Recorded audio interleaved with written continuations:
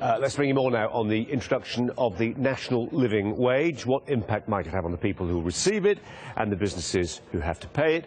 Will it mean job losses, as some people speculate? Might it accelerate automation, the eradication of some low-paid work altogether? What about the under-25s? Why won't they be benefiting as those older than them will be? Joining us to discuss that, Sam Bowman, who's Executive Director at the Adam Smith Institute, and Kylo Burt-Fulcher, who's with the Young Fabians. So we're bridging kind of both sides of the ideological divide on this one. Sam, let's start with you, if I may. What's wrong with this idea of the low-paid workers getting more pay? If you raise the minimum wage too high, then it becomes unproductive and unprofitable for employers to hire certain people. Now, with the national minimum wage, we've mitigated this problem because the Low Pay Commission has always had the mandate to raise it so that it doesn't cause job losses. So it's always been slow, particularly in recessions. They haven't raised it too quickly. Now, it's different here. There isn't that mandate. And the OBR, the Office for Budget Responsibility, is projecting that the national living wage today will put 60,000 people out of work, which, when we're looking at 30,000 people in the steel industry, and rightly very concerned about them, I find kind of amazing that the government is going ahead with this, where twice as many people risk being put out of work by its own policies. Kylo, do you understand that some businesses feel that where it comes to the real bottom rung of the employment ladder, people earning very little, that actually they're going to be simply priced out of the market? No, not at all. I mean, firstly, businesses are always going to argue that any restrictions on what they can do, any compulsion for them to pay more than a certain amount is going to damage their business, because obviously their motivations are to make a profit. But the reality is that there's no evidence to suggest that this is going to lose people's jobs. There is some controversy about Kylo, you've got the Office for Budget Responsibility suggesting 60,000. There's an academic up at Brunel University saying the figure might be closer to 300,000. There's no evidence because it hasn't happened yet, but there's a lot of well-informed speculation that it is going to cost jobs. Well, it's speculation. It's entirely speculation. And like I say, the evidence is very uncertain as to whether minimum wages do cost jobs at all. And what we know is that there are millions of people, roughly a third of the workforce, being paid the minimum wage. And that minimum wage is not enough for them to have a reasonable standard of living on. And so all of those people are going to be benefited because they'll all be paid, well, not quite enough. I'd like to see an actual living wage be paid rather than, something based on the cost of living rather than an arbitrary figure. Like what, Kylo? What sort of talk turkey? What are the numbers you've got in mind? OK, well, the Living Wage Foundation, through talking to people and working out what a minimum standard of living is, estimates that you need £8.25 an hour in full-time work in order to be able to have that standard of living, and it's £9.40 in London. So I'd like to see something like that be brought in by the government, and not a sort of rebranded minimum wage, but called the living wage to get some positive headlines. Sam, isn't it the case that in terms of spreading the love around, the low-paid are a very good instrument of, in a Keynesian way, of, they spend their cash. They don't hoard their cash. They haven't got enough to save it. They spend it. So they're very good wealth generators, and therefore paying them a bit more has to be good. Well, it doesn't if it causes 60,000 job losses, and that's the whole point here. In fact, the Keynesian theory of recessions, not to get into it in too much detail, is that the employers can't cut wages fast enough, so they end up having to fire people instead. That's exactly the same problem here. But just to go back to what Kylo said, I really can't believe my ears when he says that there's no evidence that minimum wages cause job losses. There are over 100 studies that look at the impact of the minimum wage, and they're all online, they're all free for him to look at, and the majority of them, not all it's true, but the majority of them show that minimum wage increases cut jobs. Now, the question isn't whether they cut jobs or not. The question is how much do they cut jobs. I think in this case, because it's being raised very, very quickly, it's being raised without concern for the job losses, unlike the minimum wage. I think we are into very, very dangerous territory. And the number of job losses, this 60,000 number, and that's the Conservative estimate, as you said, is something that the government is directly responsible for. And I think it should be taking a lot of the blame for in the months and years to come.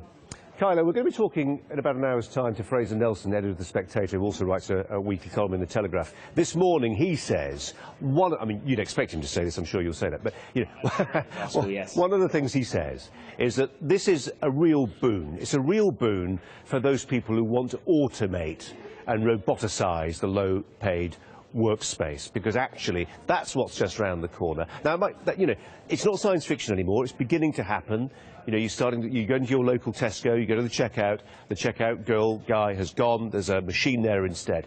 One of the impacts of this will be that it will accelerate that process of automation. Well, firstly, I don't think automation sort of intrinsically is something that we need to fear. What we need to make sure is that where jobs are going to be automated, that the workers in those positions skills they need to continue being gainfully employed. But I think the idea that a 50p difference in the hourly rate for the lowest paid people is going to lead to a massive change in automation is simply wrong. Businesses would like to automate anyway. This might make them a tiny bit more, might make them a tiny bit more want to do that, but it's not going to be particularly significant. I thought that was actually one of the more bizarre points that he made. But returning to what Sam says, look, I mean, he says it's incontrovertible, but it isn't, because, as he acknowledges, many studies have shown that actually there is no increase in unemployment through bringing in a minimum wage or through raising a minimum wage. And the reason for that is because, obviously, it's going to depend on the exact level you set at and the country that you set at in.